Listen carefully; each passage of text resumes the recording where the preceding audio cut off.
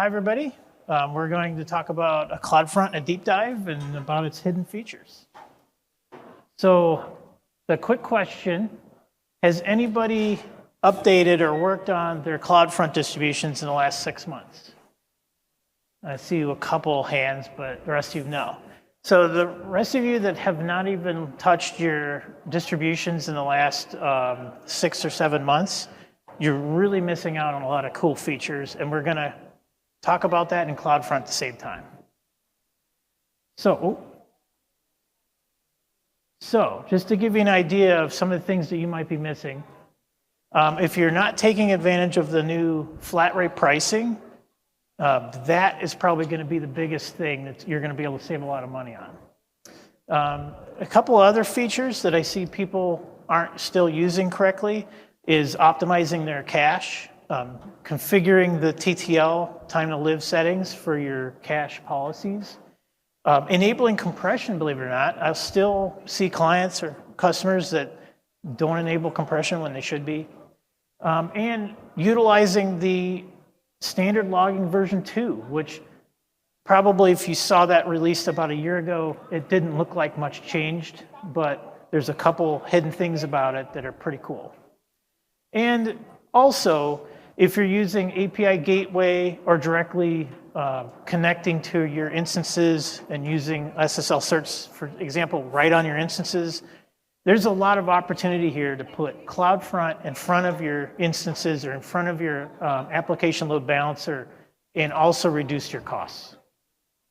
So just a quick introduction. I'm Angelo. I'm a software developer, also an entrepreneur, and also involved here in the Amazon community, both in Columbus, Ohio, and helped organize this event too. A little bit of background. I started using AWS in 2007 to solve a storage problem that my podcast company at the time had for MP3s.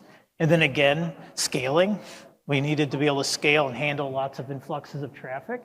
So that's 2009, we started moving servers over to AWS.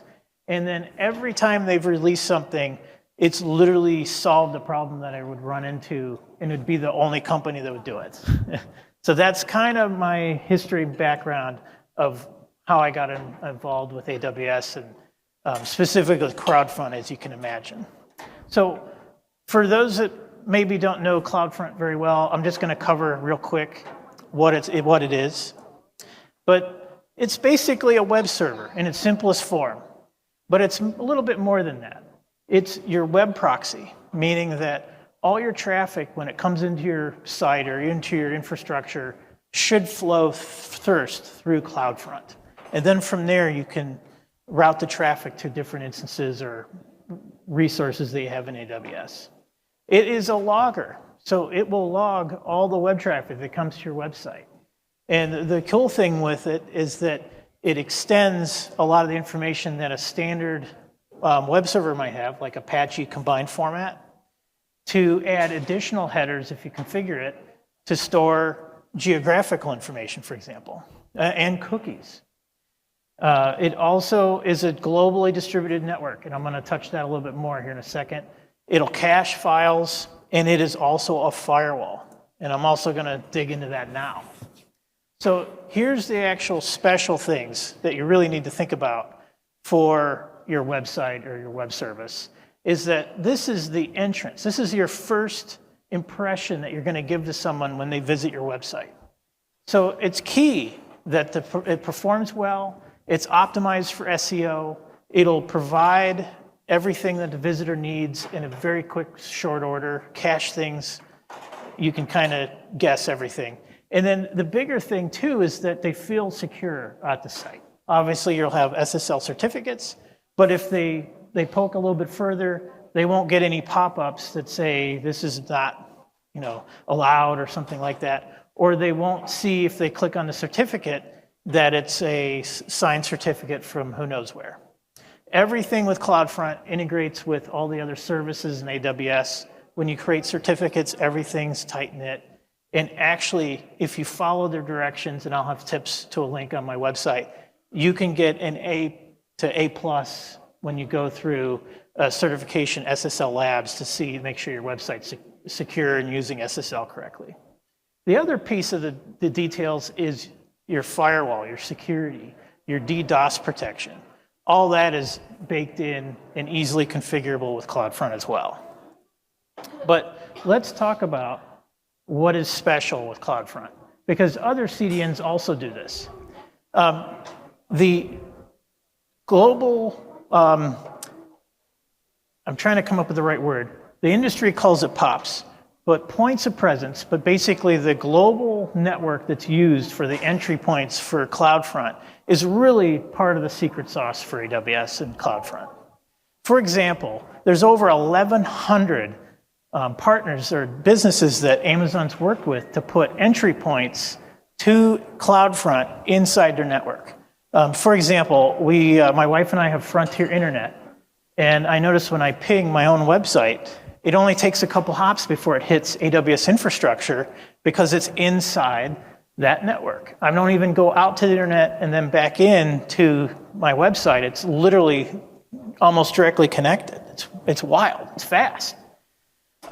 They also have over 750, and I think that number is even higher now, their own data centers, such as I believe they might have something here in Indianapolis. In Columbus, we have that entry point, Chicago. So people that are really close when they're traveling, they can still get into your website without having to circumvent the rest of the globe in order to connect to your web server. The DDoS and the WAF, I kind of touched on that a little bit. This is critical. For example, if for whatever reason an application that's tied to your service starts hitting your infrastructure, and it doesn't even have to be malicious. It could be just something coded inside the Flutter, the mobile app, for example, and it starts really bombarding your infrastructure. CloudFront will protect the rest of your infrastructure deeper inside your stack from such a DDoS attack.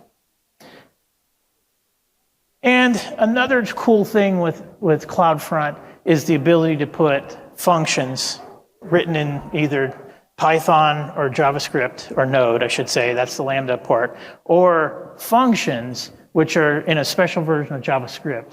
And I'll talk a little bit more about how that's super cool. So let me give you an example. I talked briefly about my company, the Blueberry Podcasting. It's a podcast startup from 2005. And quickly, by about 2009, 2010, we had a lot of needs for a content delivery network. Obviously, we needed something to support large files.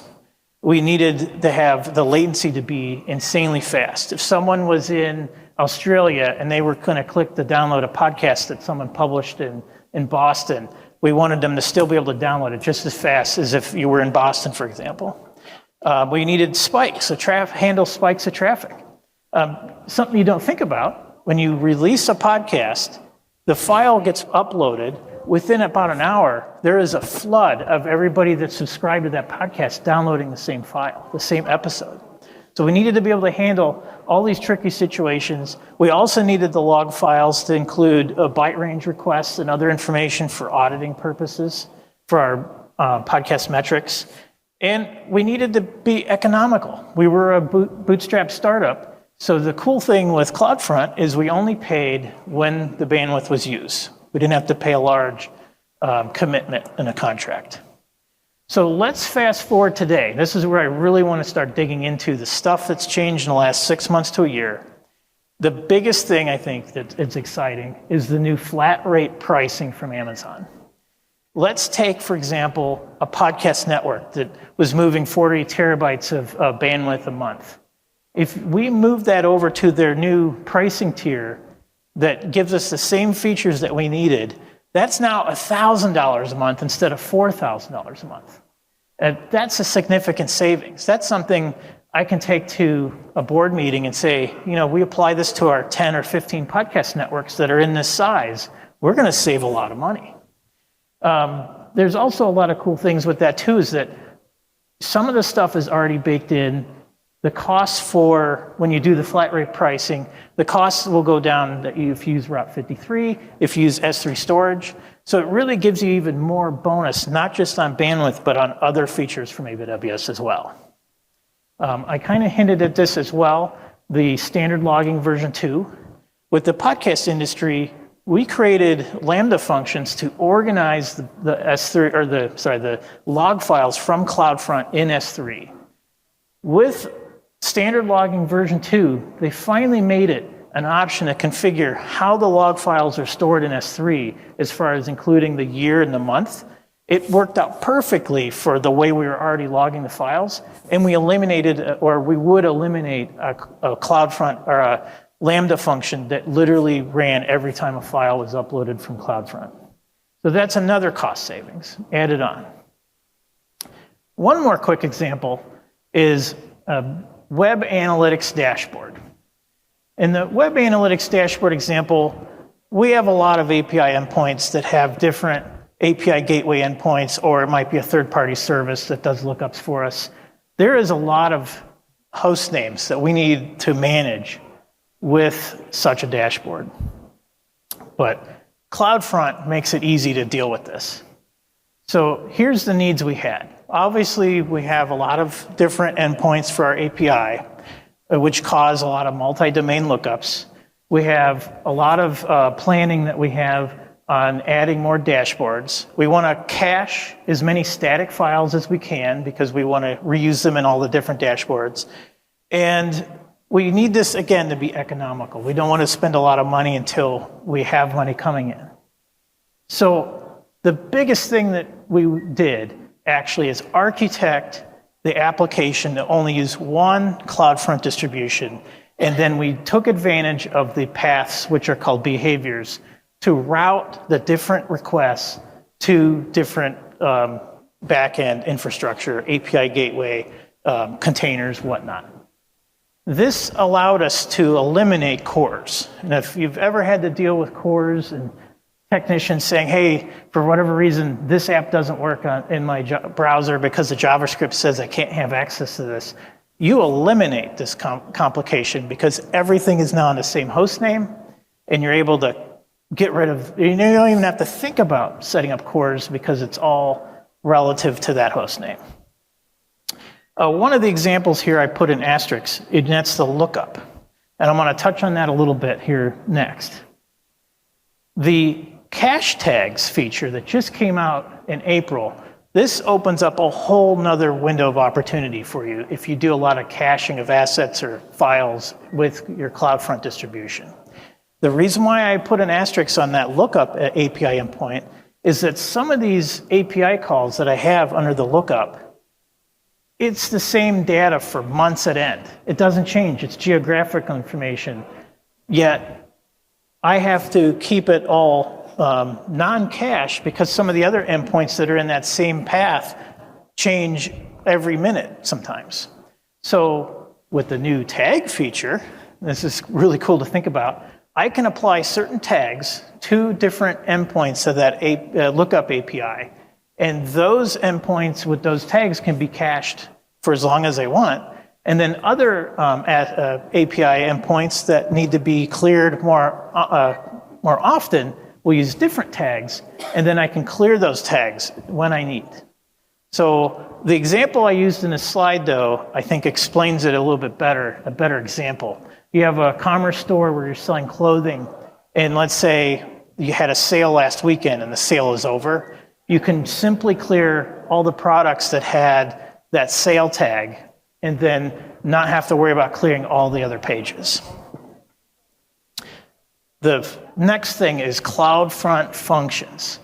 There's a lot of cool things you can do with CloudFront functions, also Lambda at Edge. Functions in particular, I really like because they cost next to nothing to implement. And with flat rate pricing, you get a number of those invocations and they're included for free. So in this example, I used the country header that's coming in the CloudFront to determine what kind of experience the user is going to get.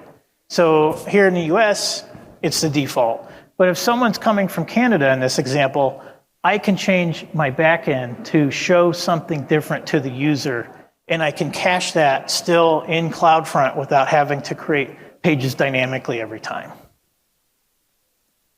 So let's cover hidden features, and hopefully I'm good on time. Some of the hidden features that is pretty common in CloudFront, but people don't think about or know, is private VPC origins. And what this means is that you can create your own private VPC, you can put instances or whatnot in the private subnets, not the public subnets, and you can still set up CloudFront in order to access those instances or that infrastructure.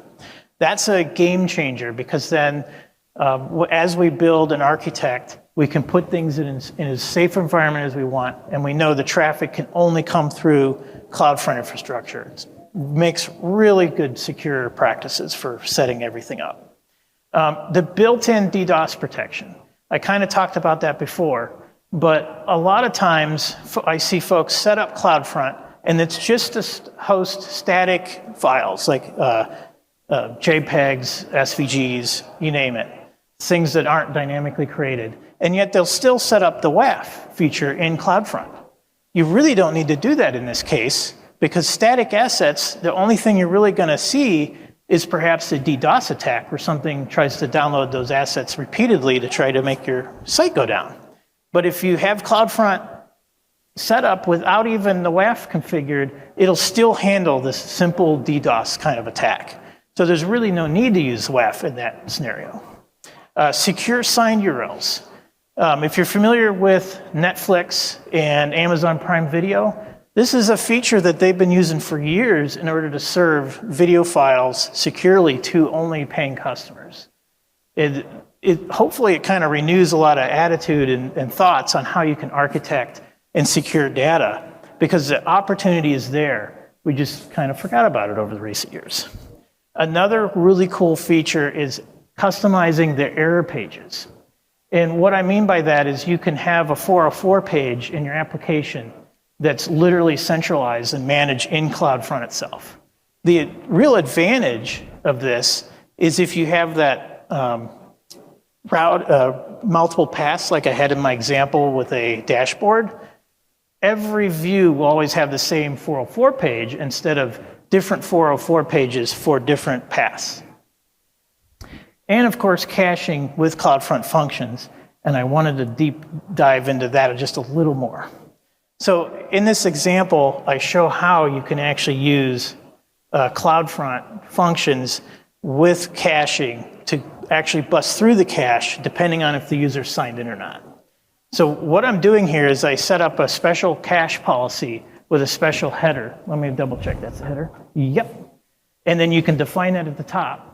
And then the cool thing is when you see that cookie come in, that they're signed in, then I set this header, and then CloudFront will then cache a different version of the page for that specific user.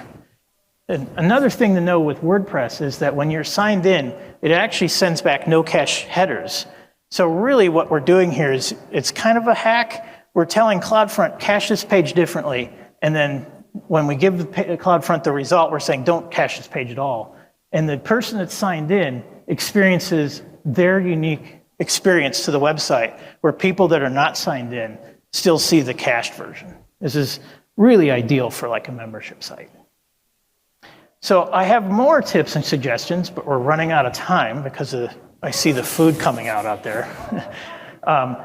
What I did is I put on my website a page with different resources, including 6 different ways, or the 6 easiest ways to set up the caching time to live in your CloudFront distributions.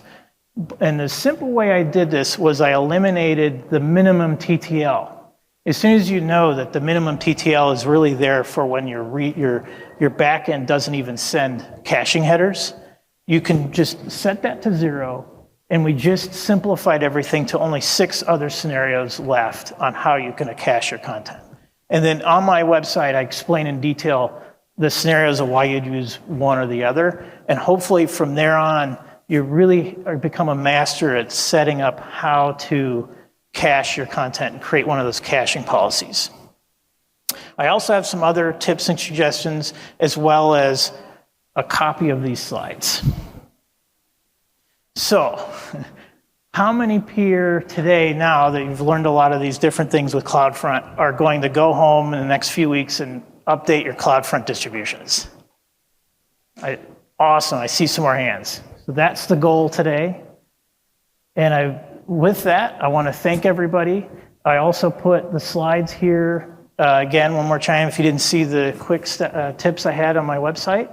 And please come to me anytime today if you have more questions or want to deep dive. And actually, immediately right after, I'll take questions. Or actually, if anybody had any questions they wanted to share with the audience, now's a good time too. Oh, yes? Yeah, real quick question. I hadn't heard of secure signed URLs before. Have you ever seen those used in conjunction with something like S3 and URLs? Or we don't want to give away the S3 send URL because that's divulged information about our infrastructure, and so can we kind of hide that behind a CloudFront? Right. Secure signed URL? It's exactly like that, except with CloudFront, you create a new signed certificate. You provide that in the CloudFront settings, and then you sign your URLs with that. Okay. And it's very similar to the S3 signed URLs. And the advantage, obviously, is S3 is being served from a specific region, and this really gets it closer to the user. Yeah. That's a great question, too. Did anybody else have any questions? Oh, yes. I have been using CloudFront validation for like 5 years. Can you talk about like how cache tag would be helpful? Like what is the new? Yeah. Well, I'll give a quick example of how I used it recently. And again, it's WordPress example, so sorry if you don't like WordPress. But WordPress has this feature called post types. And the cool thing with a post type is that you can create different content based on that type. So it's called a front pup. I made a WordPress plugin that's free on WordPress.org to simplify this. And when you want to clear the cache in WordPress and clear, let's say, all the pages that had to do with your store, but you didn't want to clear all the pages that were static, contact us, privacy policies, then you would go through the CloudFront or the front pup plugin and select the tag that's for that store post type. And then it will only clear your products that are for sale in your online store. It will not reset your entire website. So hopefully that's a good example, explain how you'd use it. Yeah. And the cool thing is that the tags can be interwoven with regular pages. So you no longer have to use a path to match. And that was how we tried to solve it in the past, was we'd use /store and then only put those pages there. But if you can guess with SEO, it's kind of ideal to have on your root site the name of the product, for example. And then sometimes deeper in, you have a terms document, which is for that product, but you don't need to clear the page for that. So that's a good example where the tags help you clear assets that are randomly pathed rather than having a specific path. Yeah. Awesome question. Anybody else had any questions? And then, like I said, you can still come to me and ask questions too if you wanted to be more one-on-one. So again, thanks everybody that traveled out here, and I appreciate everybody coming. Thanks.